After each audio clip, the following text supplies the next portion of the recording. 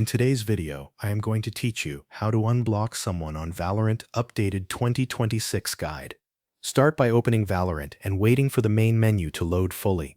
Make sure you are signed into the correct Riot account before you begin.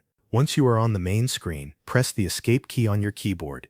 This will open the in-game menu where you can access your account and game settings.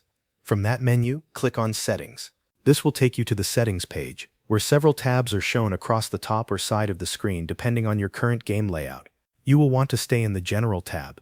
If another section opens first, simply switch back to General so you are in the right place. Once you are inside the General tab, scroll through the available options until you find the section for blocked players. This area contains the list of players you have previously blocked on your account. The exact position of this setting may vary slightly if the interface changes, but it will still be located under the General Settings section. This will open a separate list that shows every player currently blocked from contacting or interacting with you through the game. Take a moment to look through the list and find the person you want to remove from your blocked list. After you locate the player, click the Unblock option next to their name. As soon as you do that, that player will be removed from your blocked players list. In most cases, the change is applied immediately, so there is usually nothing else you need to confirm. If you do see a confirmation prompt, just approve the action to finish unblocking them.